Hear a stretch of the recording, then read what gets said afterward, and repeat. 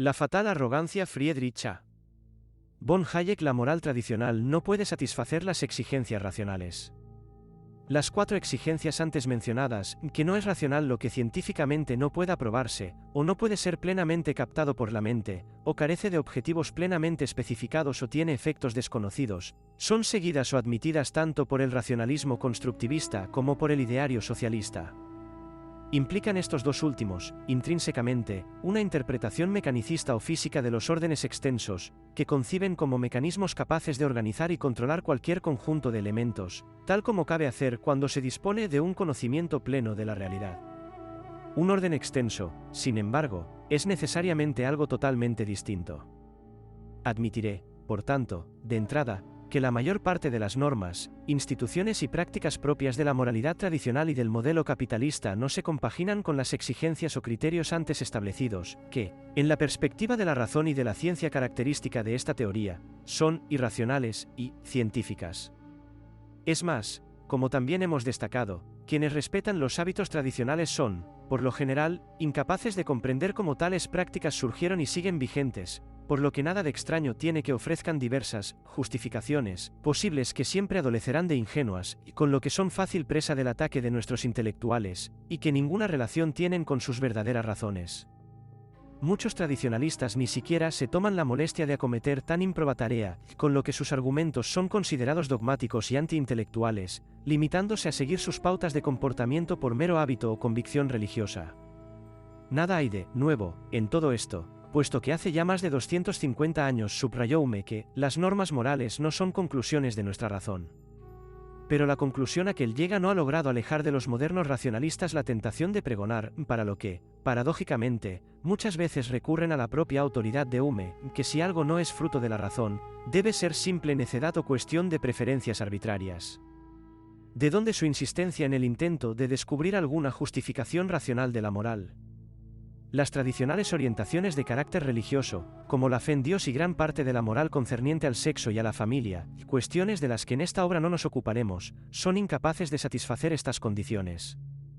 Pero lo propio acontece con las tradiciones específicamente morales, de cuyo análisis sí nos ocuparemos, tales como la propiedad privada, el ahorro, el intercambio, el juego limpio y la fidelidad a las obligaciones libremente contraídas.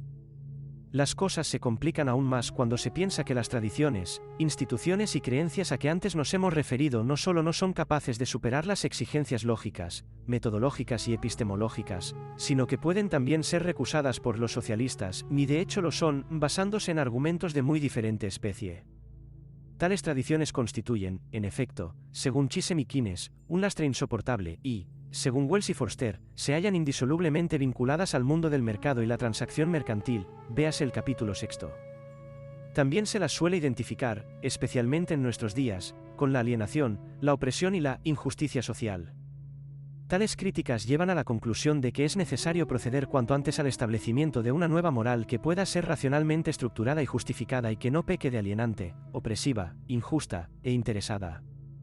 Ahora bien, tales pretensiones constituyen tan solo un aspecto de la más ambiciosa finalidad que persiguen estos legisladores de nuevo cuño, con lo que aludo especialmente a los socialistas como Einstein, Monod y Russell, así como a aquellos otros que, como Keynes, se han declarado contrarios a toda moral.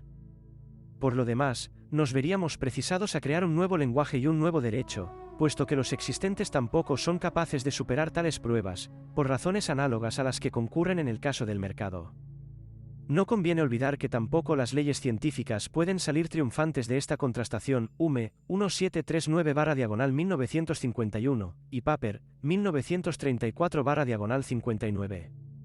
Tan eximia labor reformista parece, por último, a dichos reformadores, de la más absoluta prioridad, puesto que son ellos los primeros en rechazar la posibilidad de cualquier compensación sobrenatural capaz de premiar a quienes respetan los códigos morales establecidos, imposibilidad aún más predicable, claro está, del lenguaje, el derecho y la ciencia.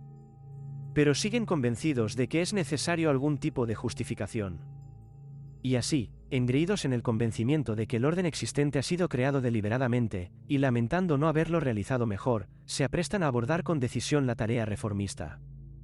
La meta socialista no es otra que la radical reconstrucción tanto de la moral tradicional como del derecho y el lenguaje, para así acabar con el orden existente y sus presuntamente inexorables e injustas condiciones, que nos impiden acceder al imperio de la razón, la felicidad y la verdadera libertad y justicia. Justificación y revisión de la moral tradicional. Las tesis racionalistas en que se apoyan todos estos argumentos, así como las correspondientes iniciativas políticas, representan, en el mejor de los casos, un vano intento por alcanzar la perfección, en el peor, una recaída en esas desacreditadas fórmulas metodológicas que nada tienen que ver con la investigación real.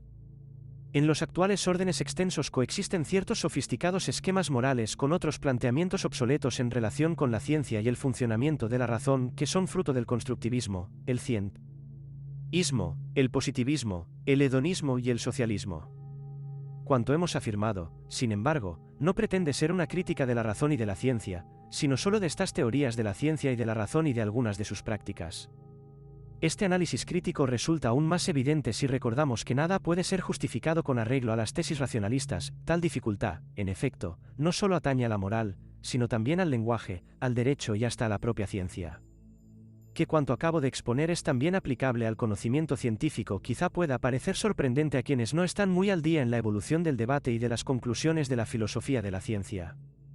Hoy es indudable, sin embargo, no solo que las leyes científicas no pueden ser definitivamente justificadas, o por lo menos no lo son sobre la base de lo establecido por las metodologías constructivistas, sino que incluso hay razones para suponer que algún día muchas de nuestras actuales conjeturas perderán toda vigencia. Cualquier concepción que oriente mejor nuestra conducta, lo que sin duda ya es en sí mismo un importante paso adelante, puede ser tan errónea como la tesis que la ha precedido. Hemos aprendido de Karl Popper, 1934/1959, a que el deber del científico es proponer y sustituir al mayor ritmo posible las sucesivas y siempre erróneas teorías explicativas. Por otra parte, es indudable también que si hoy abandonásemos todas nuestras conjeturas, esas cuya certeza no cabe probar, pronto retrocederíamos al nivel del primitivo salvaje que solo confía en sus instintos. Tal es la recomendación que, por lo visto, nos dirige cualquier variante del cientismo, desde el racionalismo cartesiano al positivismo moderno. Por otro lado, aun cuando sea indudable que la moral tradicional, etc., no puede justificarse racionalmente, lo propio acontece con cualquier otro posible código de conducta, incluso los que los socialistas puedan llegar a ofrecernos. Cualesquiera que sean las normas que en definitiva decidamos adoptar, nunca podrán justificarse sobre la base de la razón, cual exigen los críticos del sistema capitalista. Insistamos una vez más en que ningún principio moral, ni relativo a la ciencia, al derecho o al lenguaje, puede gozar de tal tipo de justificación. Véase Bartley, 1962/1984, 1964, 1982. Si dejásemos de ajustar nuestra conducta a cuanto racionalmente no podemos explicar, o a aquello que hacemos sin saber por qué lo hacemos, hasta nuestra propia existencia correría peligro. En realidad, la pretensión de que los esquemas morales sean justificados por vía racional no es sino un nuevo subterfugio encaminado a distraer la atención del verdadero problema planteado, maniobra que, sin embargo, no deja de contar con el respaldo de ciertos erróneos e incoherentes enfoques epistemológicos y metodológicos tradicionales que, aunque muchas veces se remontan a tiempos más remotos, son especialmente fruto, sobre todo en lo que atañe a las materias aquí analizadas, de las tesis avanzadas por Augusto Comte en el sentido de que el ser humano es capaz de reconstruir en su integridad cualquier esquema moral y de sustituirlo por normas que hayan sido conscientemente elaboradas y racionalmente justificadas, que es decir, por emplear la terminología del citado autor, que hayan sido objeto de adecuada demostración. No me detendré a examinar aquí las razones que hacen imposible semejante justificación. Aportaré un ejemplo especialmente apropiado a la argumentación que abordaré en el siguiente epígrafe y que constituye una de las más socorridas justificaciones de la moralidad. No hay ninguna razón para suponer, como lo hacen los partidarios del racionalismo y del hedonismo, que nuestra moral deba apuntar a la consecución de determinados fines, por ejemplo, el logro de la felicidad. Nada induce a pensar que la selección evolutiva de pautas de comportamiento más adecuadas para facilitar la supervivencia de una más nutrida población tenga nada que ver con la felicidad de nadie, y mucho menos que sea fruto de algún intento de alcanzarla. Por el contrario, son muchos los indicios de que si alguien hubiera intentado alcanzar de este modo su propia felicidad, habría sido sin duda arrollado por cuantos se esforzaban simplemente por sobrevivir.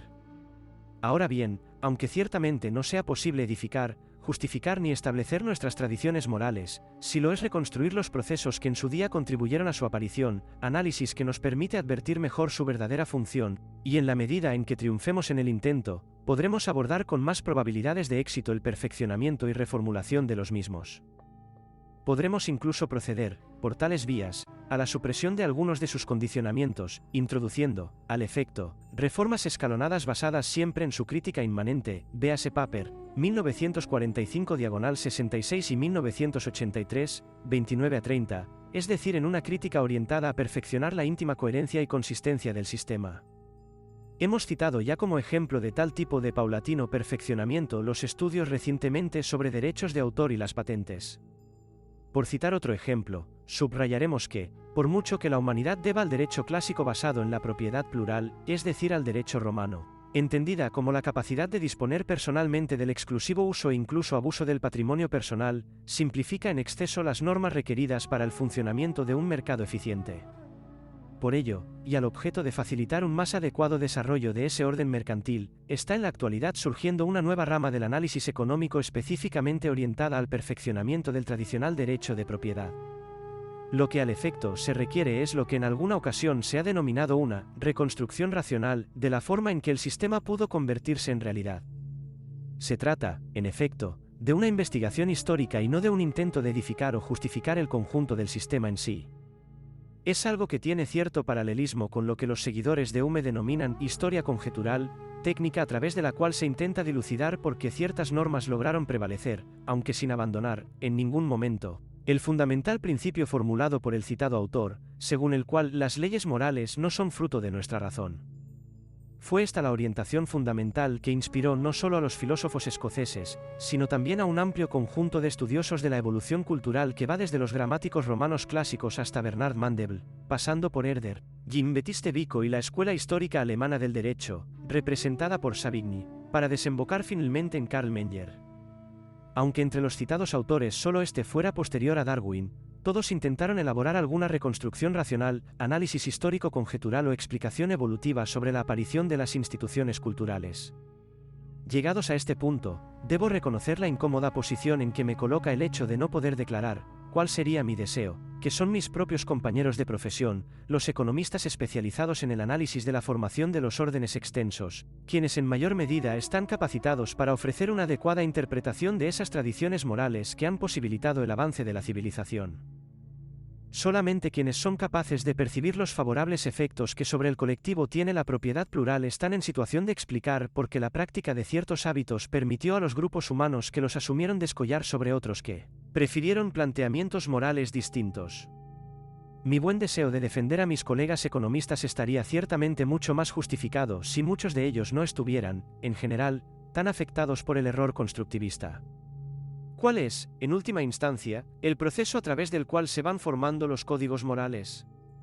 ¿Cuál debe ser nuestra reconstrucción racional al respecto? La respuesta a estos interrogantes ha sido esbozada ya en los capítulos precedentes.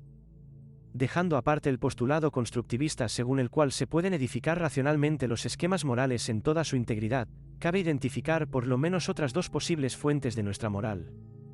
En primer lugar, según ya hemos indicado, está la así llamada moralidad innata, la de nuestros primitivos instintos, la solidaridad, el altruismo, la decisión del grupo, etc. Pero las prácticas morales que sobre ellos se basan son incapaces de alimentar a la numerosa población que hoy puebla el orbe, así como de mantener en funcionamiento el orden extenso. En segundo lugar, se puede recurrir a los esquemas éticos de tipo evolutivo basados en el respeto al ahorro, a la propiedad individual, la honestidad en las transacciones, etc., hábitos todos ellos cuya adopción produjo el actual orden social extenso. Tal tipo de moralidad se halla situado entre el instinto y la razón, posición oscurecida por esa falsa dicotomía que los contrapone. El funcionamiento del orden extenso exige que en todo momento se asuma debidamente esa moralidad surgida en el seno de aquellos grupos que, por aceptar las normas en cuestión, fueron capaces de superar en capacidad demográfica y bienestar material a los restantes. La paradoja que caracteriza tanto a los órdenes extensos como al mercado, paradoja que escapa a la comprensión de los socialistas aún más que a la de los constructivistas, es que, en virtud de este proceso, y del correspondiente mejor aprovechamiento de los recursos tanto disponibles como meramente potenciales, cabe mantener a mayor número de individuos de lo que sería posible mediante un proceso dirigido personalmente. Y aunque esta moralidad no se justifica por el hecho de que nos permite hacer estas cosas, no cabe duda que gracias a ella, de hecho, logramos sobrevivir, lo que ciertamente no es poco. Los límites del conocimiento fáctico para guiar nuestro comportamiento. La imposibilidad de observar los efectos de nuestra moralidad. La raíz del cientismo es, sin duda, su falsa suposición acerca de la posibilidad de justificación, construcción o demostración. Pero aunque sus partidarios lo admitieran, no por ello dejarían de esgrimir otros postulados de su vieja metodología, la cual se halla relacionada con la exigencia de justificación, si bien no depende estrictamente de ella. Por ejemplo, volviendo a su lista de exigencias, arguirían que somos incapaces de comprender plenamente las tradiciones morales y su funcionamiento, que al adoptarlas perseguimos objetivos que no es posible justificar plenamente con anterioridad, que su observancia produce efectos que no son inmediatamente observables y por lo tanto no se puede hacer que resulten beneficiosos, y en todo caso no es posible conocerlos y preverlos plenamente.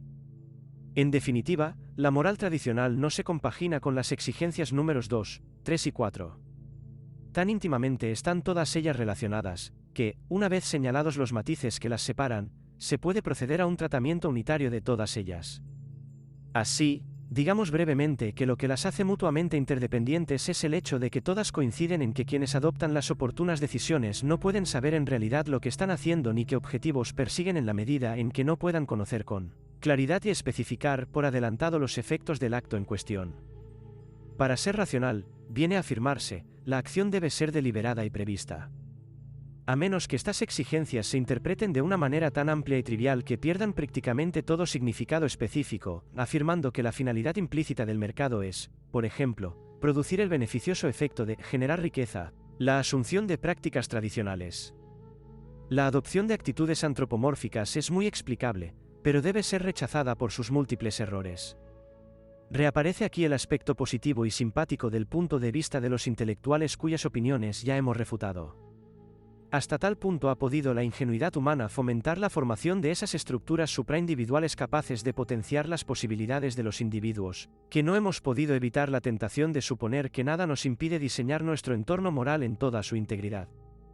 De este modo hemos caído en el error de creer que la mera existencia de esas estructuras sociales más amplias prueba la viabilidad de semejante pretensión. Aunque se trata de un error que, como subraya Maisis, puede calificarse de grandioso, ambicioso, magnífico y atrevido. Motivaciones indefinidas, en un orden extenso la mayor parte de los fines de la acción no son conscientes o deliberados. Me referiré a continuación a un conjunto de temas y aspectos relacionados con las cuestiones estudiadas y que entiendo permitirán ilustrar las interconexiones existentes entre ellas. Conviene, en primer lugar, abordar la cuestión de cómo surge realmente nuestro conocimiento. La mayor parte de lo que sabemos, y debo confesar que hubo de pasar mucho tiempo antes de que yo mismo alcanzara las conclusiones que ahora defiendo, no deriva de nuestras inmediatas experiencias, ni tampoco de la directa observación de los acontecimientos, sino de un ininterrumpido proceso de análisis crítico del cúmulo de conocimientos que, a través de anteriores generaciones, nos han llegado. Ello exige, sin embargo, la asunción y respeto de tradiciones morales que no pueden justificarse a partir de bases estrictamente racionales, en el tradicional sentido del término. Los usos heredados son fruto de procesos de selección a lo largo de los cuales compiten entre sí un conjunto de irracionales o, mejor dicho, injustificados, tipos de comportamiento, llegando hasta las siguientes generaciones tan solo aquellos que, sin que nadie se lo haya propuesto intencionadamente, más han contribuido a facilitar el crecimiento de la población de aquellos colectivos que decidieron asumirlos, actitud que nada tiene que ver con las motivaciones, quizá de índole religiosa, que indujeron a la gente a hacerlo. Ahora bien, ese proceso de selección que da forma a determinados usos y hábitos morales es capaz de tomar en consideración mucha más información acerca de la realidad circundante de lo que pudiera lograrse a través de la interpretación directa de los acontecimientos. En este sentido, cabe considerar las normas tradicionales, más inteligentes, que nuestra propia razón, véase el capítulo primero de la presente obra. Este decisivo aspecto solo puede captarlo un racionalista verdaderamente crítico. En segundo lugar, está la cuestión, íntimamente ligada a la anterior, y a la que también se ha hecho ya referencia, relativa a cuáles pueden ser las circunstancias que verdaderamente condicionan la evolución selectiva de las normas de conducta. Debe subrayarse al respecto, de inmediato, que esos resultados a corto plazo, que por lo general constituyen el incentivo que induce al hombre a la acción, son más bien irrelevantes en lo que atañe a dicha selección, puesto que ésta depende más bien de las consecuencias a largo plazo, es decir, de ese largo plazo que tan olímpicamente despreciara Lord Keynes, 1971, CW 4, 65.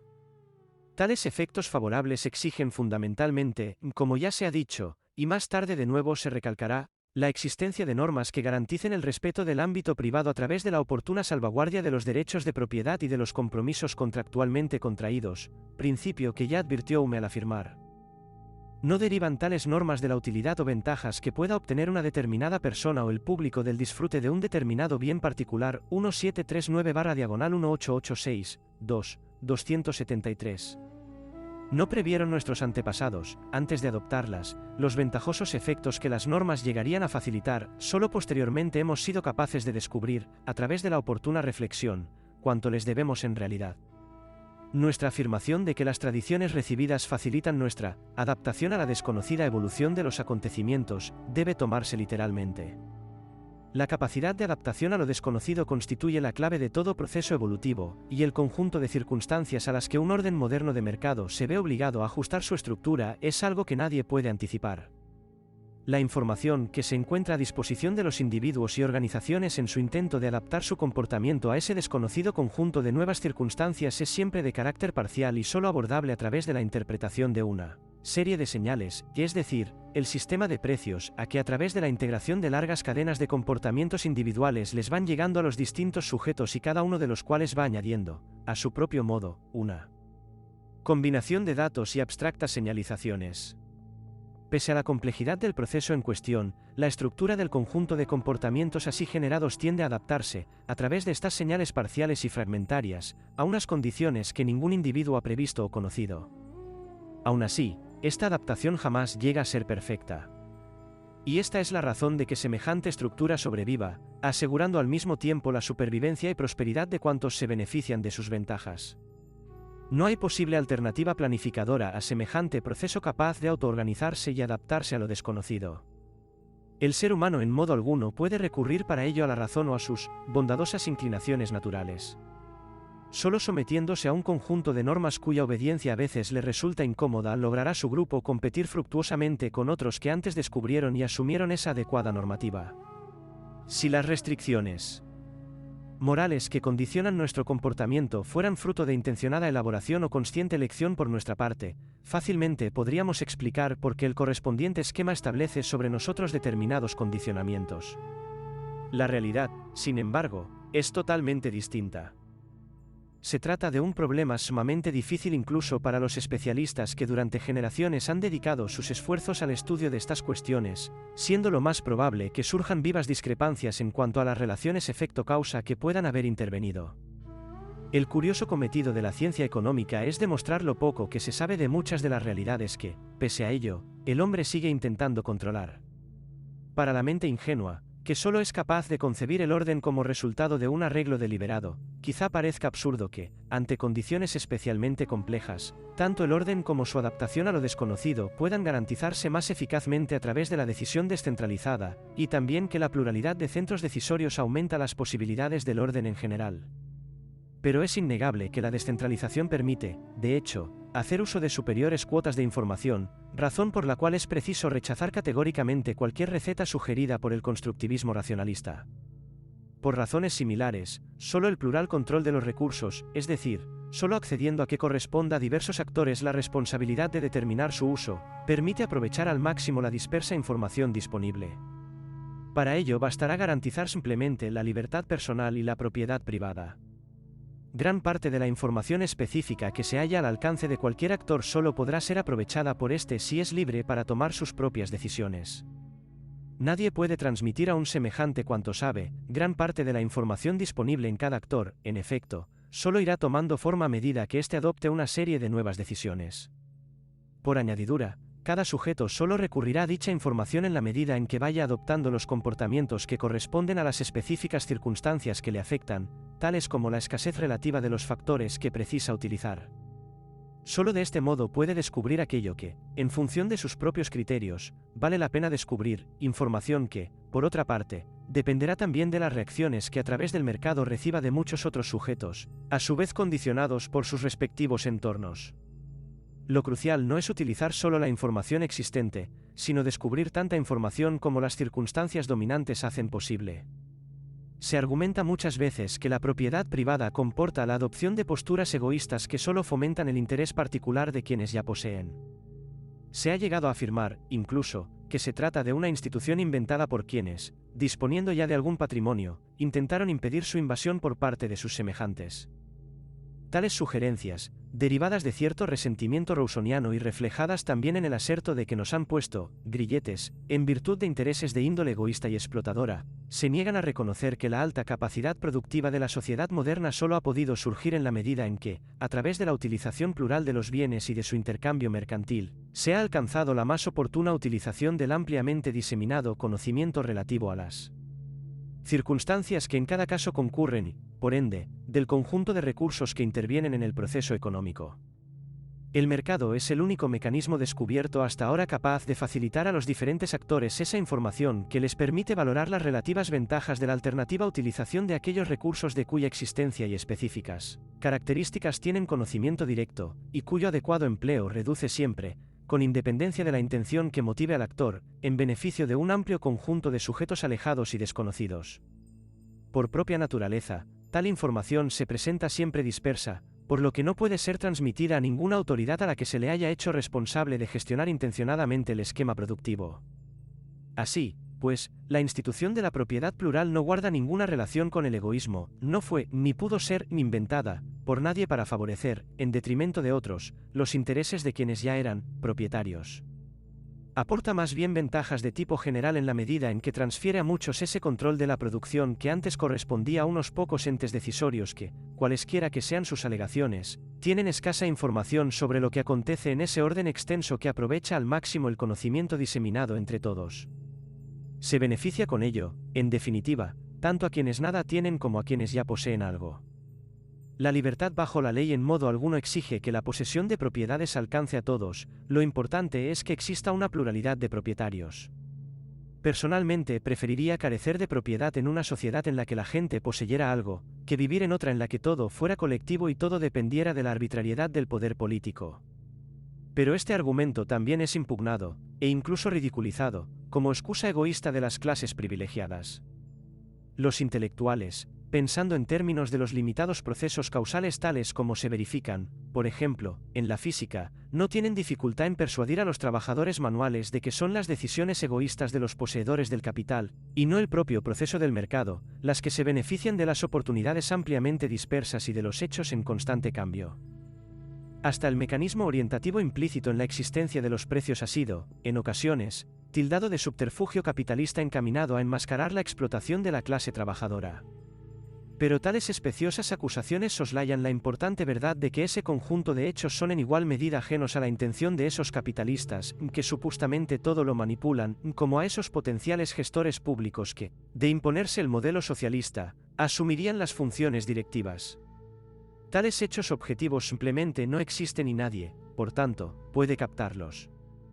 En tercer lugar, conviene señalar que existen fundamentales diferencias entre el hecho de adaptar nuestro comportamiento a las exigencias de algún esquema normativo y disponer de determinada cuota de información, distinción a la que diversos autores han hecho referencia, por ejemplo Gilbert Ryle cuando distingue entre saber cómo y saber qué, 1945 a 46, 1-16, 1949. Someter nuestra conducta a normas es algo que nada tiene que ver con advertir que existe alguna relación causa-efecto. Aquella opción debe ser contemplada simplemente como lo que es, la decisión de integrarse en determinado esquema de comportamiento en relación con cuyo concreto contenido el sujeto poco sabe y cuyas múltiples ramificaciones, desde luego, es incapaz de aprehender. Por lo general, logramos asumir y adaptarnos a ciertas normas, sin que ello quiera decir que seamos también capaces de abordar el análisis o la descripción de su contenido. Nuestras reacciones ante la realidad no dependen necesariamente de nuestro conocimiento de las relaciones causa-efecto, pues con harta frecuencia carecemos de información adecuada. Y, desde luego, nada hay de racional en insistir en que debiéramos disponer de algo que no podemos tener. Los frutos de su trabajo a los avatares del mercado. Esa sensación de quedar relegado a mero juguete de las ocultas e impersonales fuerzas llega a convertirse, para él, en una especie de humillación personal. Ahora bien, es evidente que quienes asumen tales actitudes en ningún momento llegan a vislumbrar que esos supuestamente omnipotentes capitalistas no son, en realidad, a su vez, sino meros instrumentos de un proceso impersonal que también a ellos impide prever los efectos y últimas consecuencias de sus decisiones. Se distingue el promotor económico del resto de los mortales tan solo por el hecho de desarrollar su esfuerzo productivo en un plano algo superior, por lo que sus decisiones afectan a sectores más extensos del mercado. Para los críticos que nos ocupan, en fin, la simple idea de que el logro de sus apetecidos fines deba quedar a merced de las actividades de hombres tan despreciables, puesto que solo les impulsa el afán de lucro, constituye algo que juzgan verdaderamente inicuo. La ordenación de lo desconocido es de lamentar que el idioma inglés carezca del equivalente del muy utilizado término alemán Machbarkeit, factibilidad. Me he preguntado alguna vez si no se rendiría un buen servicio introduciendo el término machiability, manufacturability, manufacturabilidad, tiene un significado demasiado restringido, y mi constructivismo apenas puede traducirse por constructible, para expresar mejor ese concepto que tanto en el presente como en el anterior capítulo hemos examinado, criticado y rechazado, a saber, que los órdenes de tipo evolutivo pueden ser mejorados mediante la inventiva humana. Esta opinión es insostenible. De hecho, solo se puede ordenar lo que no conocemos si lo produce el orden mismo. En el campo de la física, la producción de ciertos efectos se basa muchas veces en la indirecta incentivación de las propias fuerzas que ponen orden en la naturaleza, en lugar de intentar disponer los elementos en sus respectivos lugares de manera que quede debidamente estructurado el orden en cuestión. Este es el proceso que ponemos en marcha para producir cristales o nuevas sustancias químicas, y véase al respecto el epígrafe anterior, así como el apéndice C. La química, y en mayor grado aún la biología, se ve obligada a recurrir cada vez con mayor frecuencia a tales procesos de autoorganización, pues aunque en una estructura compleja no se pueda determinar lo que, a nivel individual, suceda a cada elemento, nada impide crear condiciones en virtud de las cuales tales elementos se sitúen espontáneamente en la disposición requerida. La mayoría de los productos sintéticos no son construables, en el sentido de que sea posible colocar cada una de sus partes en las posiciones requeridas. A lo sumo, se podrá inducir su formación. Un método análogo es preciso seguir para establecer cualquier proceso que desee coordinar las acciones individuales que trascienden nuestra observación. Para conseguir la autoformación de estructuras colectivas capaces de ordenar las relaciones interpersonales, habrá que establecer condiciones de carácter meramente general para que cada elemento logre encontrar su lugar en el orden. Para que, en virtud de tal proceso, los individuos puedan contar con las mayores oportunidades de éxito, a lo más que cabrá recurrir es a excluir a aquellos elementos que se muestren incapaces de adaptarse a las normas requeridas. Tal tipo de limitación de nuestra capacidad aumenta necesariamente a medida que aumenta la complejidad de la estructura que se desea producir. No otro es el procedimiento que, en lo que respecta a su propio comportamiento, deberá adoptar el individuo que ya se encuentre integrado en un orden extenso, del que solo podrá conocer, claro está, su más inmediato entorno. Tal sujeto deberá realizar un ininterrumpido esfuerzo de exploración de lo que queda más allá del horizonte de percepción directa, para establecer y mantener la comunicación que constituye la base y esencia de todo orden extenso. De hecho, para que cualquier sujeto pueda mantenerse debidamente informado acerca de lo que acontece en el orden en cuestión, será imprescindible que la dispersa información existente sea utilizada por un amplio conjunto de actores diversos y entre sí desconocidos. Solo así se podrá conseguir que la información poseída por millones de sujetos llegue a formar una especie de estructura exosomática o esquema material. En virtud de tal proceso, cada actor se convertirá en mero eslabón de una cadena a través de la cual serán transmitidas las señales que facilitan la adaptación de cada proyecto personal a ese conjunto de circunstancias que globalmente nadie puede conocer, y solo así podrá el orden mantener su expansión indefinida. Y el carácter espontáneo del proceso irá facilitando información significativa sobre un conjunto de medios cada vez más extenso sin estar al servicio exclusivo de fines particulares. Hemos examinado ya algunos aspectos fundamentales de este proceso de comunicación en el que se encuadra el mercado con su necesaria y continua evolución de los precios. Solo convendrá añadir y destacar ahora que, además de regular en cada momento el flujo de bienes y servicios, los hábitos y modos de comportamiento que condicionan al sistema no dejan también de producir sus efectos sobre el futuro acontecer, por lo que, en realidad, procede atribuir al orden que nos ocupa no solo un carácter espacial sino también temporal.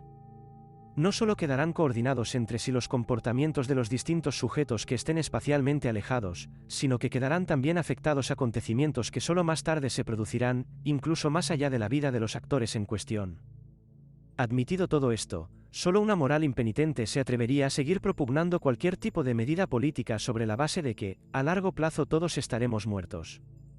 Es indudable que los colectivos que mayor desarrollo y capacidad de expansión han alcanzado son aquellos que han considerado loable que los padres se ocupen de las necesidades de sus hijos y otros descendientes que quizá nunca lleguen a conocer. Hay quienes se sienten tan perturbados por algunos de los efectos del mercado que pasan por alto hasta qué punto resulta increíble y poco menos que maravilloso que este orden haya logrado imponerse en la mayor parte del mundo actual, un mundo que abarca millones de seres que trabajan en ambientes en constante transformación, proporcionando medios de subsistencia a otros muchos hombres en gran parte desconocidos, y hallando al mismo tiempo satisfechas sus expectativas de que obtendrán bienes y servicios producidos por otras gentes igualmente desconocidas. Incluso en los tiempos más calamitosos, 9 de cada 10 verán confirmadas sus esperanzas. Ahora bien, el orden de cooperación así establecido, aun cuando sin duda imperfecto y en muchas ocasiones quizá poco eficiente, logra integrar entornos superiores a los que podría abarcar cualquier otro esquema que fuera fruto de creación intencionada y que estuviera basado en la colocación en el lugar apropiado de cada uno de sus elementos. La mayor parte de las deficiencias de las que adolece el orden espontáneo son, en realidad, fruto más bien de las interferencias exógenas mediante las que se intenta alterar su correcto funcionamiento o modificar de algún modo los correspondientes resultados. Solo muy raramente tales intenciones logran producir los efectos deseados, ya que, en realidad, estos dependen de tal número de circunstancias que ninguna mente sería capaz de aprenderlas en su integridad.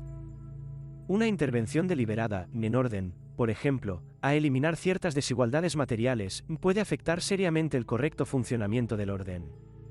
Por el contrario, si se respetan sus más fundamentales principios, cualquier sujeto elegido al azar dispondrá siempre de una más amplia gama de posibilidades y oportunidades de éxito de lo que le pudiera ofrecer cualquier otro sistema rival. ¿Cómo no puede planificarse lo que no se puede conocer? ¿A dónde nos lleva, en definitiva, la discusión desarrollada a lo largo de los 2 últimos capítulos? Los ataques de Rousseau a la propiedad privada inspiraron ciertamente en su día el ideario socialista. Su influencia se ha dejado sentir igualmente en las actitudes adoptadas por prestigiosos pensadores contemporáneos. Porque hasta figura tan destacada como Bertrand Russell no tuvo reparo alguno en definir la libertad como la ausencia de todo obstáculo a la realización de nuestros deseos, 1940, 251. Por lo menos durante las décadas que precedieron al manifiesto fracaso económico del socialismo del Este, era opinión generalizada que una economía planificada con arreglo a los cánones de racionalidad a que antes nos referimos facilitaría el acceso de la humanidad, no solo a la justicia social, véase el capítulo 7 de la presente obra, sino también a una más eficaz utilización de los recursos económicos. Tal idea resultaba muy atractiva a primera vista. Pero al argumentar así, se soslayaban las dificultades que anteriormente mencionamos, a saber, que nadie puede conocer la totalidad de recursos que habrían de emplearse en semejante plan, y por lo tanto difícilmente podría éste controlarse centralmente. Sin embargo, los socialistas siguen siendo incapaces de hacer frente a los obstáculos que encuentran para encajar las distintas decisiones individuales en un esquema común concebido a la manera de un plan. El conflicto entre nuestros instintos, que, desde Rousseau, se vienen identificando con la moralidad y las tradiciones morales que han sobrevivido a la evolución cultural y sirven para contener estos instintos, se concreta en la separación que hoy observamos a menudo entre ciertos tipos de filosofía ética y política por una parte y la economía por otra. Lo importante no es que lo que el economista considera eficiente sea por ello mismo justo, sino que el análisis económico puede demostrar la utilidad de prácticas otrora consideradas buenas, utilidad desde la perspectiva de toda filosofía que rechace el sufrimiento humano y la muerte que implicaría el colapso de nuestra civilización. Teorizar sobre cómo debe ser la sociedad justa, sin haberse tomado previamente la molestia de reflexionar cuidadosamente sobre las consecuencias económicas que comporta perseguir dicho ideal, significa conculcar nuestra obligación de prestar en todo lo posible ayuda a nuestros semejantes. Pese a ello, tras más de 70 años de experiencia socialista, la mayor parte de nuestros intelectuales, fundamentalmente los situados no en Europa del Este o en el Tercer Mundo, entornos en los que el socialismo ha sido ensayado, siguen intentando trivializar las enseñanzas de la economía y negándose a preguntarse si habrá alguna razón de por qué el socialismo, cuando se ha intentado ponerlo en práctica, nunca ha funcionado como sus líderes intelectuales pretendían. La fútil búsqueda de una sociedad verdaderamente socialista, tras la previa idealización y posterior desilusionado abandono de los esquemas sobre los que se ha basado un inacabable rosario de utopías, Unión Soviética, Cuba, China, Yugoslavia, Vietnam, Tanzania, Nicaragua, etc., debiera haber bastado para demostrar que algo hay en el socialismo que no se ajusta a ciertos hechos.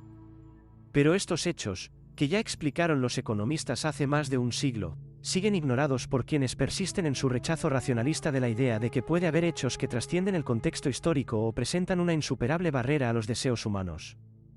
En cambio, quienes siguiendo las líneas de pensamiento en su día iniciadas por Mandel, Hume y Smith persistieron en el estudio de la verdadera ciencia económica, consiguieron ciertamente ofrecernos no solo una más adecuada comprensión del mecanismo que subyace en el orden mercantil, sino también una fundada crítica del supuesto según el cual se puede impunemente sustituir el orden de mercado por cualquier otro de corte socialista. La comprensión de las ventajas que el mercado proporciona a la humanidad chocaba tan frontalmente con lo que la mera intuición parecía sugerir, que el correspondiente análisis hubo de hacerse de manera retrospectiva y sobre la base del estudio de los órdenes espontáneos ya existentes. De este modo se llegó fácilmente a la conclusión de que el control descentralizado, desde el momento en que se comprende en qué consiste la tarea que corresponde a la autoridad central, resulta claro que las instrucciones no pueden derivar del mero examen de los datos que los gestores locales puedan haber reputado más significativos. Sería necesario entablar algún tipo de negociación entre los grupos o individuos que controlan los distintos factores. El hipotético supuesto, a que tan frecuentemente se recurre en la descripción teórica del proceso mercantil y método analítico que, en general, manejan por cierto autores de escasa inclinación socialista, a de que puede admitirse que tales hechos, o parámetros, son conocidos y pueden emplearse en la explicación teórica dificulta aún más el análisis de estas cuestiones, y consiguientemente, produce las curiosas decepciones que inducen a sostener varias formas de pensar socialista. El orden de una economía extensa solo debe y puede formarse mediante un proceso totalmente diferente, por un evolucionado método de comunicación que le permita transmitir, no una infinita multiplicidad de informaciones sobre hechos particulares, sino simplemente ciertas propiedades abstractas de diversas condiciones particulares, tales como precios competitivos, que deben ser mutuamente contrastados para realizar un orden general. Esta constelación de precios permite evaluar las tasas de sustitución o equivalencia de los diferentes recursos, lo que facilita, a su vez, la toma de decisiones por parte de quienes los controlan. De este modo, determinados conjuntos de bienes pueden ser considerados equivalentes o sustitutivos, sea en orden a lograr la satisfacción de específicas apetencias, sea en orden a crear directa o indirectamente los necesarios recursos productivos. Por sorprendente que pueda parecer el que semejante orden no solo exista, sino que se haya formado a través de una selección evolutiva sin que haya sido deliberadamente diseñado, no conozco ningún esfuerzo serio por refutar esta tesis o desacreditar el propio proceso, a menos que se quiera tomar como tal cualquier declaración de que todos estos hechos pueden, de algún modo, ser conocidos por alguna autoridad de planificación central. Véase también, en relación con esto, la polémica sobre el cálculo económico. En realidad, todo el concepto de planificación queda reducido a un cúmulo de confusiones. El plan no es, ni podría nunca ser, plenamente controlado por un solo agente. Tendrá siempre que recurrirse a algún comité o comisión de expertos al que corresponde la responsabilidad de establecer lo que cada centro productivo deba o no hacer. Aunque, en ocasiones, y al objeto de convencer a los restantes miembros del comité, cada vocal aporte retazos de la información que precisamente le ha hecho opinar como opina, las decisiones finales no constituirán criterio compartido por todos, sino mera amalgama de opiniones basadas en diferentes conjuntos de datos. Cada retazo de información aportada al comité dará forzosamente lugar a que otros recuerden datos que solo adquieren relevancia en la medida en que, a lo largo del proceso, llega a conocimiento del interesado esa nueva información. En el fondo, el fenómeno que nos ocupa no es sino un nuevo intento de aprovechar al máximo la información dispersa, a través de una especie de mercado en realidad muy ineficaz, dada la ausencia de una verdadera competencia entre las proposiciones y habida cuenta de la disminuida posibilidad de recurrir al empleo de mecanismos contables, pero dista mucho de ser un proceso de unificación de los conocimientos de un determinado número de personas concretas. Quizá la mejor forma de ilustrar la imposibilidad de llegar, en ausencia de los precios de mercado, a una deliberada, racional, asignación de los recursos en un orden extenso sea reflexionar sobre los problemas que plantea la asignación óptima del capital disponible entre sus diversas posibles aplicaciones de modo que aumente el producto final. El problema estriba, esencialmente, en determinar cuál es el volumen de recursos que procede dedicar a la producción futura en detrimento de la presente. Adam Smith advirtió ya el carácter paradigmático del tema cuando subrayó, al referirse al comportamiento de cualquier poseedor de recursos, es evidente que son los propios interesados quienes, en mayor medida conscientes de las circunstancias concurrentes, con acierto mayor que cualquier otro ente público o legislador, podrán determinar el tipo de industria que procede prioritariamente capitalizar, así como en qué concreta línea de producción la inversión producirá más favorables. Resultados. Situados ante el problema de una adecuada utilización de los medios disponibles en un sistema económico extenso controlado por una autoridad única, la primera dificultad con que se tropieza es que nadie puede conocer cuál es la cantidad de capital que en cada momento se encuentra disponible, aunque sin duda esté esta estrictamente acotada en el sentido de que, en la medida en que se la rebase o no se la alcance, aparecerán las correspondientes disrupciones entre las demandas y ofertas futuras de los bienes y servicios afectados. En el supuesto examinado, tales diferencias no están sometidas a procesos de corrección automática, sino que implicarán el incumplimiento de algunas de las instrucciones recibidas, sea porque ciertas mercancías precisadas no estén disponibles, sea porque determinados materiales o equipos no puedan ser utilizados en las proporciones establecidas al no disponerse de los necesarios bienes de producción complementarios y herramientas, materiales o mano de obra. Ninguna de las magnitudes requeridas por el planificador puede ser determinada a través de su contrastación o comparación con algo dado, ya que todas dependerán de las decisiones adoptadas por diversos conjuntos de sujetos que, entre diversas posibles alternativas, decidirán a la luz de la información personal de que disponen en cada momento. Solo cabe establecer una solución aproximada del problema a través de la combinada aportación, a través de los precios de mercado, de los proyectos de quienes están en situación de valorar las circunstancias que cada actor juzgue relevantes. La cantidad de capital derivará, por ejemplo, de la constatación del conjunto de recursos reservados para necesidades futuras. Recursos que la gente está voluntariamente dispuesta a detraer del consumo presente, es decir, de la preferencia por el ahorro.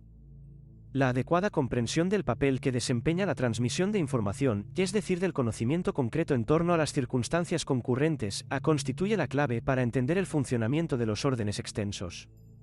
Nos hallamos, sin embargo, ante cuestiones eminentemente abstractas cuya comprensión resulta especialmente difícil para cuantos han sido formados de acuerdo con los cánones racionalistas hasta ahora prevalentes en los enfoques mecanicistas, cientistas y constructivistas, a los que tan proclives han sido nuestros sistemas educativos y que, por lo tanto, tan escasa atención han dedicado a los avances alcanzados en el estudio de las ciencias biológicas, económicas y de la evolución. Debo confesar que, en lo que a mí respecta, los conceptos que nos ocupan me han exigido una larga peregrinación mental desde que por primera vez atisbara su esencia fundamental con ocasión de mi ensayo, Economics and Knowledge, 1936-48. Solo más tarde completé su más detallada elaboración en Competition as a Discovery Procedure, 1978, 179-190, así como en The Pretense of Knowledge, 1978, 23-24. Integrando todo ello, finalmente, en una teoría general en torno al carácter disperso de la información, tesis sobre la que baso mi actual convicción de la superioridad de los órdenes espontáneos sobre los que son fruto de una dirección central. Libertad y propiedad. A finales del siglo XVIII se dan dos conceptos de libertad. Ambos son diferentes de la acepción actual de libertad política y personal. Uno de estos conceptos era puramente académico y no encuentra ninguna aplicación en la política, fue eliminado de las obras clásicas que componían en ese momento la esencia misma de la educación superior. Los pensadores de la antigüedad no consideraban la libertad como un bien accesible a todas las personas, era el privilegio de la minoría, y a la mayoría le estaba vetada. Desde el punto de vista de la terminología contemporánea, lo que los antiguos griegos llamaron democracia no se corresponde con lo que Lincoln denominó el poder del pueblo. Se trataba más bien de una oligarquía, del poder de los ciudadanos de pleno derecho en una sociedad compuesta en su mayoría de esclavos y metecos. Sin embargo, ya desde el s. 4 a.C., los filósofos, historiadores y oradores ya no consideraban esta, muy limitada, por cierto, libertad como una institución constitucional viable, sino como parte de un pasado irrecuperable. Lamentaban el fin de su edad de oro, pero no sabían cómo volver a ella. El segundo concepto, antiguo, de libertad no es menos oligárquico, aunque no se asocie con ninguna alusión literaria. Era el deseo de los terratenientes y la aristocracia ciudadana de proteger sus privilegios contra el absolutismo real que comenzaba a ganar fuerza. En la mayor parte de estos conflictos en Europa, los reyes consiguieron imponerse. Solo en Inglaterra y los Países Bajos la nobleza y la aristocracia urbana fueron capaces de vencer el poder de las dinastías, no obstante, lo que lograron apenas podría llamarse libertad para todos. Era una libertad estilista, un privilegio de minorías.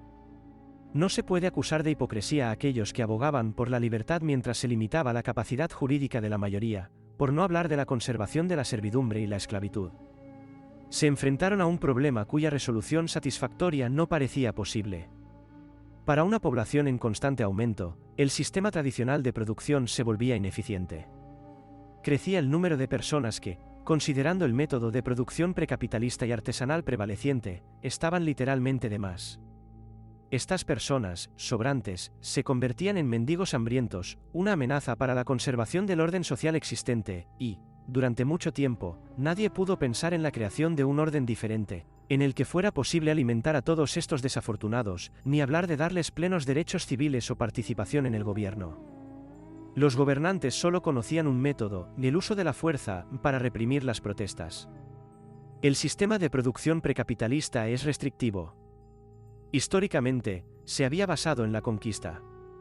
Los reyes victoriosos otorgaban tierra a sus vasallos, y estos aristócratas eran señores en el sentido literal, ya que no dependían del patrocinio de los consumidores que compraban o dejaban comprar en el mercado. Por otro lado, ellos mismos eran los principales consumidores de productos de los gremios organizados de producción. La estructura corporativa de los gremios es resistente a innovaciones y no permitía apartarse de los métodos de producción tradicionales. Incluso en la agricultura y la artesanía, el número de puestos de trabajo siempre ha sido limitado. En tales circunstancias, como apuntó Moulses, muchos trabajadores descubren que no tienen cabida en la gran celebración de la naturaleza y que deberían retirarse. Sin embargo, algunos de estos parias consiguieron sobrevivir, tener hijos y con su existencia aumentar el número de personas pobres con una vida sin perspectivas. Luego llegó el capitalismo.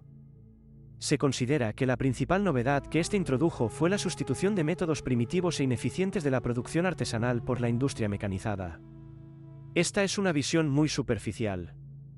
El rasgo característico del capitalismo, que lo distingue de los métodos de precapitalistas de producción, es la venta de bienes de consumo listos para su explotación. El capitalismo no es solo producción en masa, es producción en masa para satisfacer las necesidades de las masas. La producción artesanal de los buenos viejos tiempos solo podía satisfacer las necesidades de los ricos, en cambio, las fábricas que producen bienes baratos para un amplio espectro de consumidores. Resultó ser que las primeras fábricas fueron diseñadas para servir a las grandes masas. La población que trabajaba en las fábricas les suministraban sus productos, de manera directa o indirecta, mediante la exportación de sus productos y ofreciendo al consumidor de este modo alimentos y materias primas extranjeras. Este principio de comercialización es característico tanto del capitalismo moderno como del más primitivo. Los mismos trabajadores de las fábricas eran los consumidores de la mayor parte de bienes fabricados, se convirtieron en esos consumidores soberanos que siempre tienen razón. Comprando o absteniéndose de hacerlo, determinaron qué debe producirse, en qué cantidad y de qué calidad.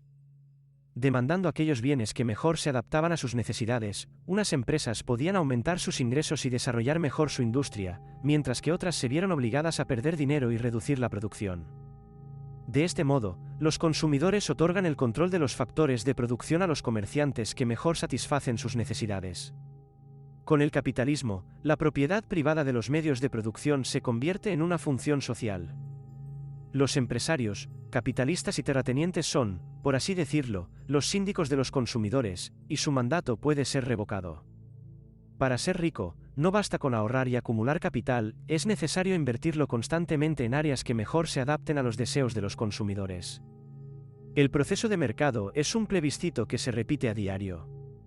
Continuamente menguan las filas de las personas que reciben ingresos, el mercado discrimina inexorablemente a los que no hacen uso de sus bienes de acuerdo con las instrucciones dadas por los consumidores. Las grandes empresas, objeto de odio fanático por parte de todos los gobiernos modernos y los intelectuales autoproclamados, adquieren y mantienen su ámbito de influencia simplemente porque funcionan para las masas. Las industrias que suministran objetos de lujo para pocos nunca serán grandes. Los historiadores y políticos del siglo XIX no se dieron cuenta de que los principales consumidores de la industria eran sus propios empleados. En su opinión, estos trabajaban exclusivamente para el beneficio de la clase ociosa parasitaria. Creían, erróneamente, que el trabajo en las fábricas afectaba a la proporción de trabajadores manuales. De haberse dirigido a las estadísticas, habrían descubierto fácilmente su error. La mortalidad infantil se redujo, la esperanza de vida aumentó, se dio un aumento notable de la población, el hombre común promedio pudo acceder a una comodidad con la que los hombres de épocas anteriores solo podían soñar. Sin embargo, el enriquecimiento sin precedentes de la masa es solo un subproducto de la revolución industrial. Su principal logro fue la transferencia del dominio económico de los terratenientes a toda la población. El hombre común dejó de ser un obrero, obligado a contentarse con los restos de la mesa de su amo. Las tres castas marginadas, típicas de épocas precapitalistas, esclavos, siervos y aquellos a quienes los autores de la literatura patrística y escolástica, al igual que la legislación inglesa de los siglos XVI-XIX denominó pobres, desaparecieron. Sus descendientes en el nuevo sistema económico fueron no solo los trabajadores libres, sino también los consumidores. Este cambio radical se ha reflejado en la importancia que se concede a los mercados. La necesidad básica de los negocios es y será exclusivamente los mercados, esto es el lema de la empresa capitalista. Los mercados involucran a los clientes y estos, a los consumidores. El capitalismo ofrece solo un camino a la riqueza: satisfacer al consumidor de manera más eficiente y barata que los demás. Dentro de las paredes del taller o la fábrica, el jefe es el dueño, en las empresas es el presidente, representante de los accionistas. Pero esto es aparente, es solo una convención que está sujeta a la demanda de los consumidores. El consumidor es el rey, el verdadero jefe, y el fabricante no tiene ninguna posibilidad de sobrevivir si no supera a sus competidores en el servicio al cliente. Esto fue una gran transformación económica que cambió la faz de la tierra. Muy pronto, el poder político pasó de manos de una minoría privilegiada al pueblo. La adquisición de derechos económicos fue seguida por la adquisición de derechos civiles y políticos. Un hombre común, a quien el proceso de mercado le concedió el derecho de elegir a los empresarios y capitalistas, consiguió una autoridad similar en el campo de la administración pública. Este hombre se convierte en votante. Destacados economistas han hecho notar, creo que por primera vez lo hizo Frankfurter, a que el mercado es una democracia en la que cada centavo da derecho a voto. Sería más correcto decir que el poder representativo del pueblo es un intento de organizar el sistema constitucional a imagen y semejanza del modelo de mercado. Sin embargo, la idea no se llevó a cabo en su totalidad. En el ámbito político, siempre gana la mayoría, y la minoría debe someterse a la mayoría. Pero el mercado también abastece a la minoría, siempre que ésta no sea cuantitativamente insignificante. La industria de la confección fabrica ropa no solo para la gente normal, sino también para personas con sobrepeso, y las editoriales publican no solo westerns y detectives para las masas, sino también libros para lectores más exigentes. Hay también otra diferencia importante. En el ámbito político, un hombre o un pequeño grupo de personas no puede no someterse a la voluntad de la mayoría. No obstante, en el ámbito intelectual, la propiedad privada acepta la posibilidad de un motín. Los rebeldes deben pagar por su independencia un precio muy concreto. En este mundo no existen premios que se puedan conseguir sin un sacrificio a cambio. Sin embargo, si uno está dispuesto a pagar el precio, es libre de apartarse de la ortodoxia o neoortodoxia. ¿Cuál sería el destino de los herejes como Kierkegaard, Ibsen, Tolstoy, Shaw, Nietzsche, Freud o Einstein en un régimen socialista? Todos ellos fueron anti-establishment. Ninguno de ellos sería reconocido como el gran genio en cuyo honor la gente debe estar agradecida a la sociedad por haberles dado la oportunidad de realizar su obra. Esa oportunidad no les habría sido dada. Un comité de sabios hubiera considerado su obra como la delirante desviación de unos y los más graves pecados de otros. Libertad y democracia. Si la libertad es un bien innegable, ¿qué es lo que se ha hecho para protegerlo y ampliarlo? ¿Cómo es que todos los esfuerzos para introducir la democracia terminaron en dictaduras? ¿Cómo es posible que el hombre que fue declarado en 1946 por unanimidad el más grande estadista de todos los tiempos, sufriera la falta de libertad y se convirtiera en víctima de la discriminación racial en su propia tierra? ¿Cómo es posible que un hombre que había derrotado a Hitler y a Toho haya sido considerado un criminal? ¿Cómo es posible que las dos naciones más poderosas del mundo sean los principales defensores de la opresión y del gobierno centralizado? ¿Cómo es posible que aquellos que se proclaman defensores de la paz, librepensadores y demócratas sean los más decididos partidarios de la guerra y de la dictadura? ¿Cómo es posible que aquellos que exigen una mayor producción, mejor calidad y menor precio, se opongan al único sistema capaz de proporcionar estos bienes? ¿Cómo es posible que los representantes de un gobierno que proclama la libertad y el derecho a la búsqueda de la felicidad sean aquellos que, por medio de sus dictados, la limiten y restringan? Pero en una economía libre les fue posible encontrar personas dispuestas a ayudarlos y apoyarlos. ¿Qué habría sido de Marx sin su mecenas, el industrial Friedrich Engels? La incapacidad de los socialistas de reconocer la soberanía del consumidor en una economía de mercado deprecia completamente su crítica económica del capitalismo. Solo ven la estructura jerárquica de la corporación y los planes, y no pueden entender que lo que motiva a las empresas para servir a los clientes es el beneficio. Los sindicatos construyen sus relaciones con los empleadores de tal modo que si la gestión, como ellos lo llaman, no paga salarios más altos a los trabajadores, es solo por propia malicia y avaricia. No acusan ningún cambio que no esté en relación directa con la industria. Ellos y sus seguidores hablan de la concentración del poder económico, sin darse cuenta de que el poder económico en última instancia pertenece a los clientes, la gran mayoría de los cuales son empleados. Su incapacidad para comprender adecuadamente la situación se refleja en metáforas como «rey de la industria» o «varón de los negocios». Son demasiado tontos para ver la diferencia entre el monarca soberano, que solo puede ser vencido por un oponente más fuerte, y un «rey del chocolate», que será privado de su «reino», tan pronto los consumidores opten por el producto de otro fabricante. Esta distorsión es la base de todos los planes socialistas. Si algún líder socialista hubiera intentado ganarse la vida vendiendo perritos calientes, habría comprendido rápidamente ciertas cosas acerca de la soberanía del consumidor. Pero eran revolucionarios profesionales, y su único trabajo era incitar a la guerra civil. Los ideales de Lenin eran la organización de la producción nacional como si fuera una oficina de correos, una institución independiente de la demanda, ya que su déficit presupuestario estaba cubierto por la recaudación de impuestos obligatorios. Toda la sociedad, afirmó, se convertirá en una gran empresa, una fábrica. No comprendía que la naturaleza de la fábrica cambiaría por completo al convertirse esta en la única en el mundo, y la gente ya no pueda elegir bienes y servicios de diversas empresas. Al no entender el papel de los consumidores en el capitalismo y el mercado, tampoco veía la diferencia entre la libertad y la esclavitud. Al considerar a los trabajadores solo como trabajadores y perder de vista el hecho de que también son consumidores, asumió que el capitalismo ya los trataba como esclavos, y su situación no cambiaría cuando las fábricas y talleres fueran nacionalizados. El socialismo sustituyó la soberanía del consumidor con la soberanía de un dictador o un comité de dictadores, junto con la soberanía económica de los ciudadanos, pierden también su soberanía política. El único plan de producción que niega cualquier participación del consumidor se corresponde en la esfera política con el unipartidismo, que priva a los ciudadanos de cualquier posibilidad de planificar el curso de los acontecimientos políticos. La libertad es indivisible. El hombre que no tiene derecho a elegir la marca de sus alimentos enlatados o su jabón tampoco puede ya elegir entre varios partidos y programas políticos ni a los funcionarios del Estado. Ya no es un hombre, se convierte en un peón en manos del ingeniero social supremo. Incluso su libertad reproductiva estará limitada por la eugenesia. Claro que los dirigentes socialistas ocasionalmente pueden afirmar que la dictadura de la tiranía se establece por un periodo de transición del capitalismo y el gobierno representativo al eterno socialismo, en el que todas las necesidades y deseos de la población estarán completamente satisfechos. Joan Robinson, una destacada representante de la Escuela Británica de New Cambridge, amablemente prometió que tan pronto como el régimen socialista estuviera adecuadamente protegido de la crítica, se permitiría la existencia, hasta de sociedades filarmónicas independientes. Así, la eliminación de toda disidencia es condición de lo que los comunistas llaman libertad.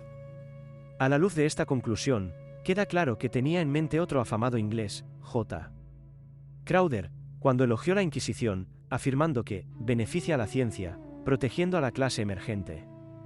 El significado de esto no precisa interpretación. Cuando todas las personas adoren con sumisión al dictador, no habrá más disidentes, ni nadie a quien eliminar. Calígula, Torquemada o Robespierre habrían estado de acuerdo con esta decisión.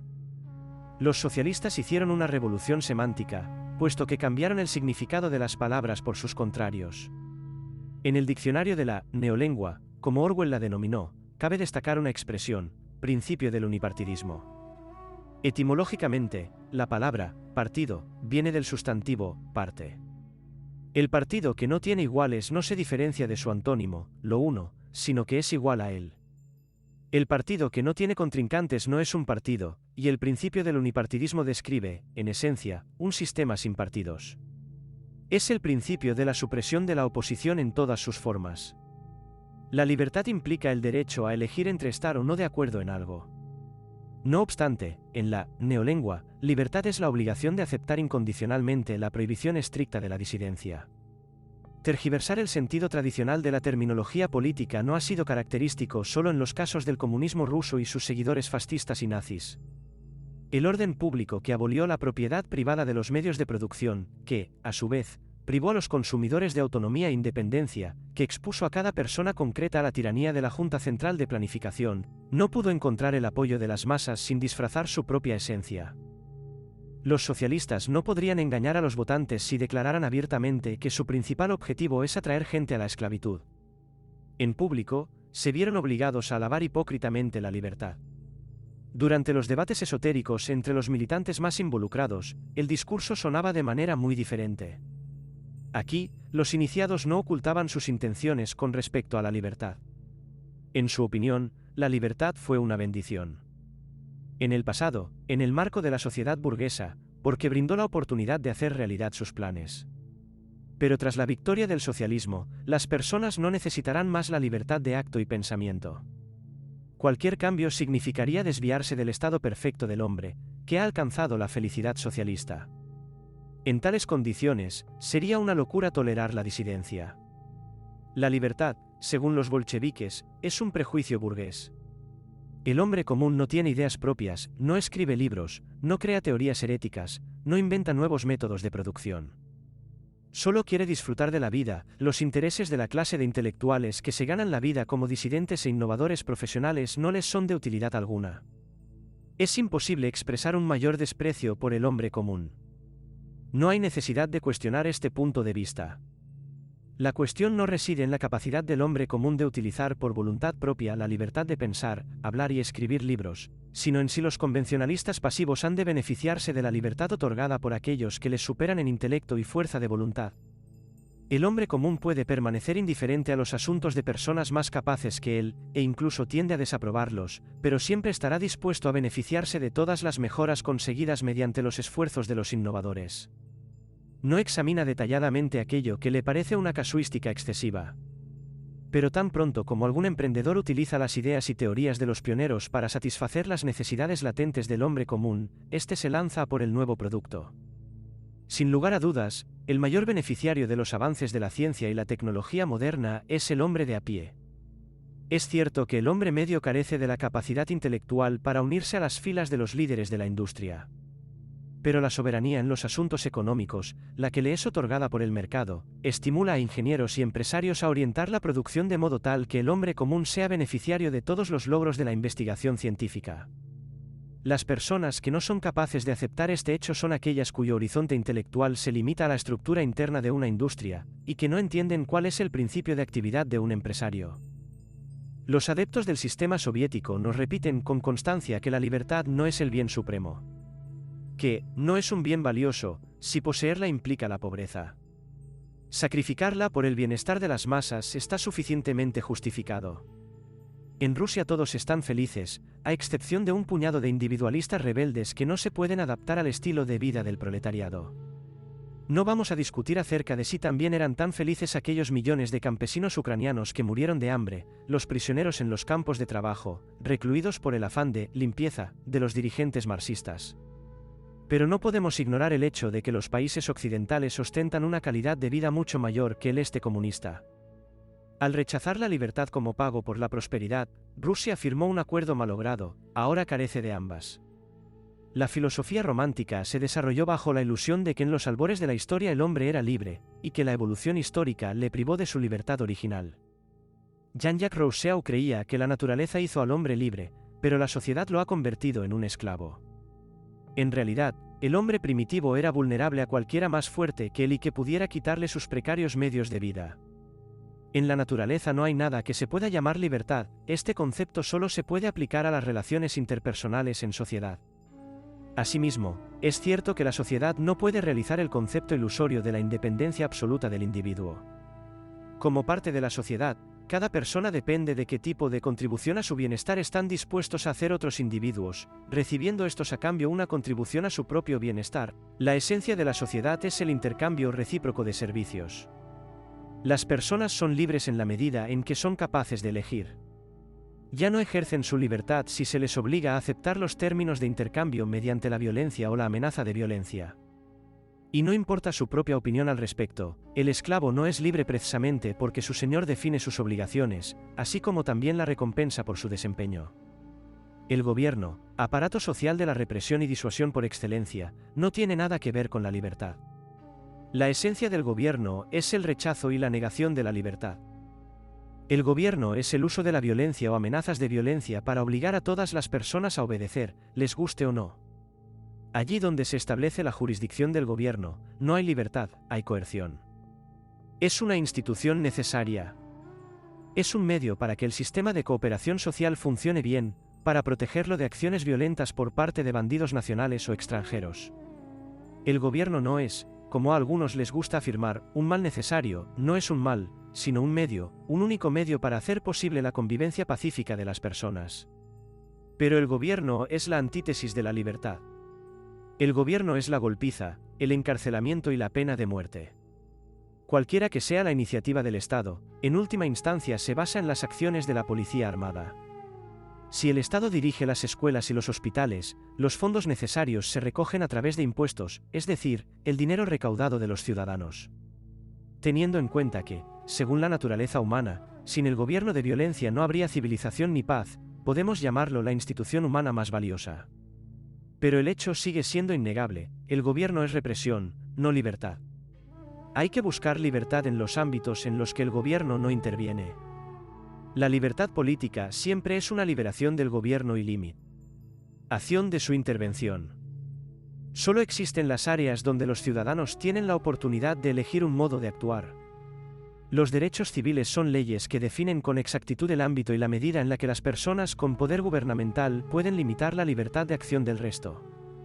Al establecer el gobierno, las personas perseguían un objetivo: hacer posible el funcionamiento de un sistema particular de cooperación social basado en la división del trabajo. Si la gente desea vivir en un sistema social como el socialismo, comunismo, planificación, la esfera de la libertad se torna inexistente. Todos los ciudadanos en todos los ámbitos de sus vidas están subordinados a las decisiones del gobierno. El Estado es un Estado total y el régimen es totalitario.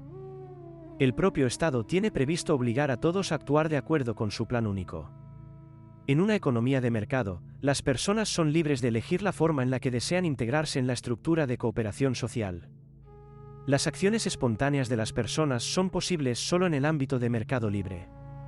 En este sistema, conocido como laissez-faire, lo que Ferdinand Lassalle llamó el estado vigilante nocturno, está la libertad, porque es un área donde las personas son libres de crear sus propios planes.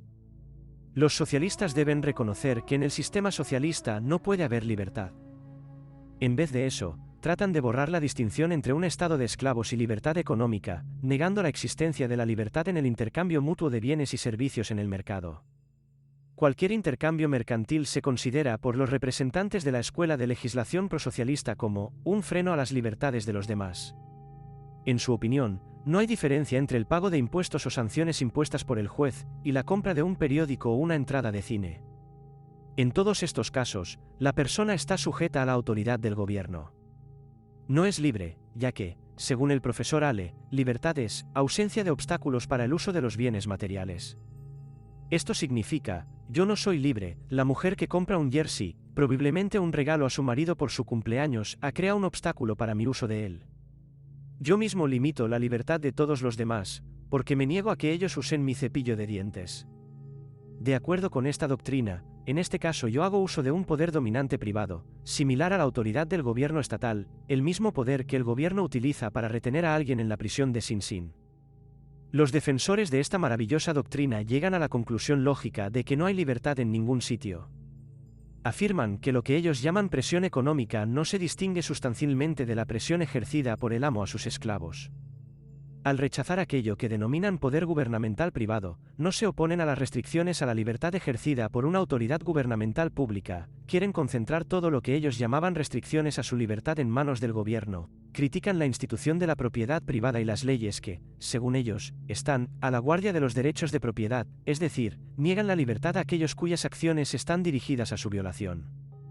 No hace mucho tiempo, todas las amas de casa preparaban sopas guiándose por las recetas que aprendieron de sus madres o del libro de cocina.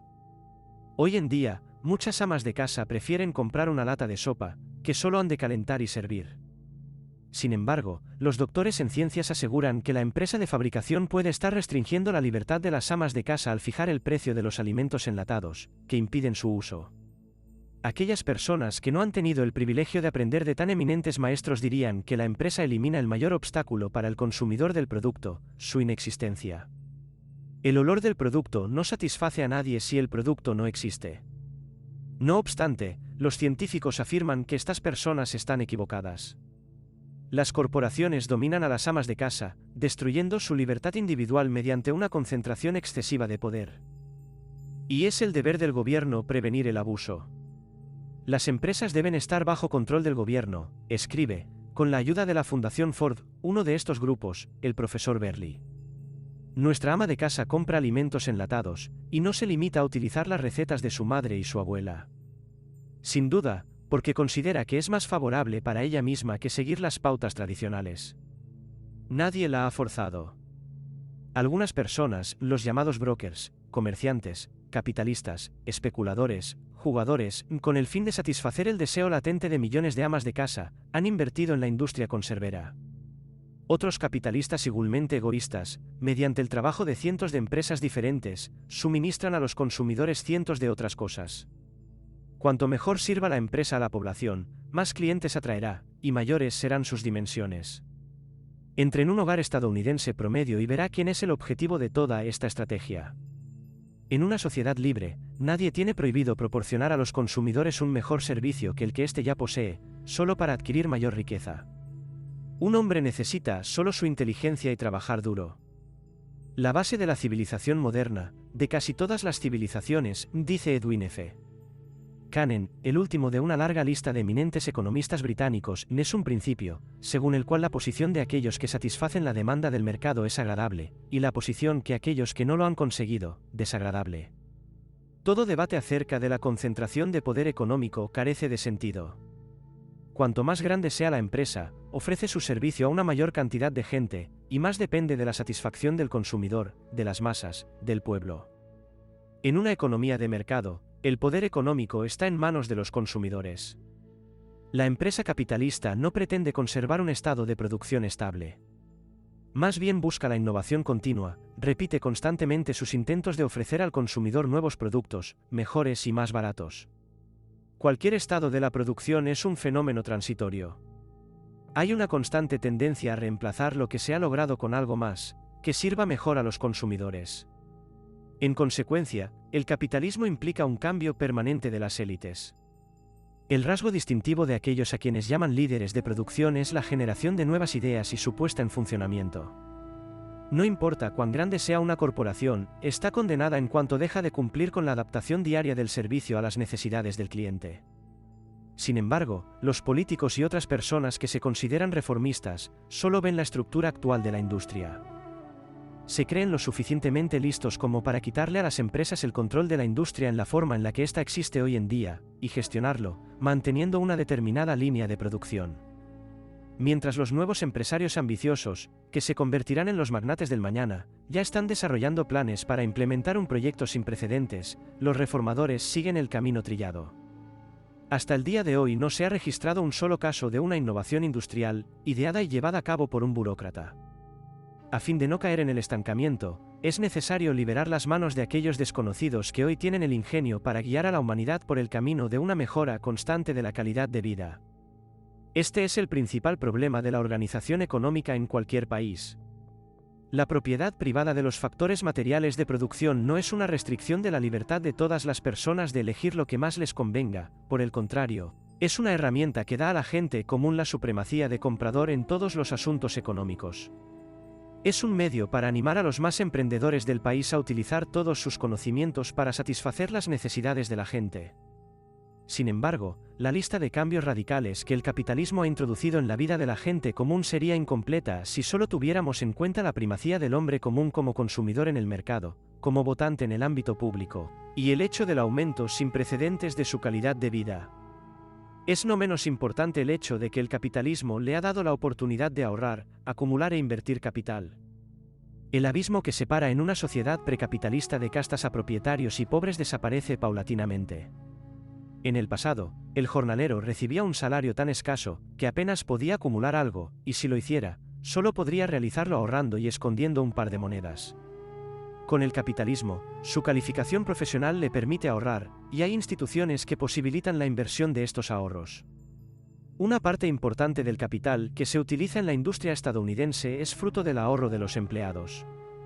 Al comprar depósitos a plazo y cuentas de ahorro, seguros de vida, acciones y bonos, los mismos trabajadores son quienes se benefician de intereses y dividendos y, por tanto, de acuerdo con la teoría marxista, son explotadores. El hombre común está muy interesado en la industria no solo como consumidor y trabajador, sino también como inversor. El definido límite que antaño dividía a la gente en propietarios y no propietarios de los factores de producción, poco a poco se está borrando.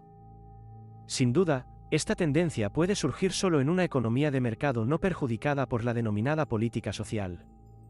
El estado de bienestar y sus métodos de dinero fácil, la expansión del crédito y una mal disimulada inflación continuamente se comen partes de las imposiciones pagadas en la moneda de curso legal en el país. Los defensores autoproclamados del hombre común aún se rigen por una idea anticuada, afirmando que las políticas que son benevolentes hacia los deudores y a expensas de los acreedores son beneficiosas para la mayoría. Su incapacidad para comprender la economía de mercado también se refleja en no ver lo obvio: aquellos a quienes supuestamente ayudan, sirviéndoles de ahorradores, titulares de pólizas de seguros, bonos y fondos de inversión son los mismos acreedores. El individualismo es un rasgo distintivo de la filosofía social occidental. Su objetivo reside en la creación de un área en la que el individuo sea libre de pensar, elegir y actuar sin encontrar limitación. Intervencionista del Estado, aparato social de coerción y compulsión. Todos los logros materiales y espirituales de la civilización occidental fueron resultado de la puesta en práctica de esta idea de libertad. Esta doctrina y su ámbito de aplicación en la vida económica, la política del individualismo y el capitalismo, no precisa de apologistas y propagandistas. Los logros hablan por sí mismos. Los argumentos a favor del capitalismo y la propiedad privada se basan, entre otras razones, también en su eficiencia sin precedentes. Es debido a su eficacia de producción que el capitalismo proporciona un medio de vida a una población en rápido crecimiento, con un aumento constante del nivel de vida. La prosperidad creciente de las masas crea un ambiente social en el que las personas con talento son libres para dar a sus conciudadanos todo lo que sean capaces de crear. El sistema social de la propiedad privada y el gobierno limitado es el único sistema que proporciona influencia civilizadora a aquellos que tienen la capacidad innata de adquirir la cultura interna. Es inútil minimizar los logros materiales del capitalismo, señalando que hay cosas más importantes para la humanidad que los coches rápidos y las casas con calefacción central, aire acondicionado, refrigeradores, lavadoras y televisores. Por supuesto, se dan aspiraciones nobles y elevadas, sin embargo, son supremas y nobles justamente porque son inalcanzables mediante cualquier acción externa, requieren compromiso y esfuerzo personal. Aquellos que hacen tales acusaciones contra el capitalismo, no hacen más que demostrar una visión muy primitiva y materialista de que la cultura moral y espiritual puede ser instaurada por el gobierno o mediante la creación de una estructura organizativa de producción adecuada. Los factores externos solo pueden crear un entorno y facilitar conocimiento, dando a la gente la oportunidad de desarrollar su personalidad e intelecto. El capitalismo no es culpable de que las masas prefieran el boxeo a la Antígona, de Sófocles, el jazz a las sinfonías de Beethoven o los tebeos a la poesía. No obstante, está claro que mientras la economía precapitalista dominante en la mayor parte del mundo permite el acceso a los bienes solo a una minoría, el capitalismo le da a todos la oportunidad de alcanzarlos. Independientemente del punto desde el cual se analice el capitalismo, no hay razón para lamentar el final de algunos buenos viejos tiempos. Aún menos razones hay para la nostalgia de una utopía totalitaria, ya sea la nazi o la soviética. Hoy se ha inaugurado la 9ª conferencia de la Mont Pelerin Society. En esta ocasión es oportuno recordar que este tipo de reuniones, en las que se expresan opiniones contrarias a la mayoría de nuestros contemporáneos y sus gobiernos, solo son posibles en un ambiente de libertad personal y política, que es la característica definitoria de la civilización occidental. Confiemos en que el derecho a disentir no desaparecerá nunca.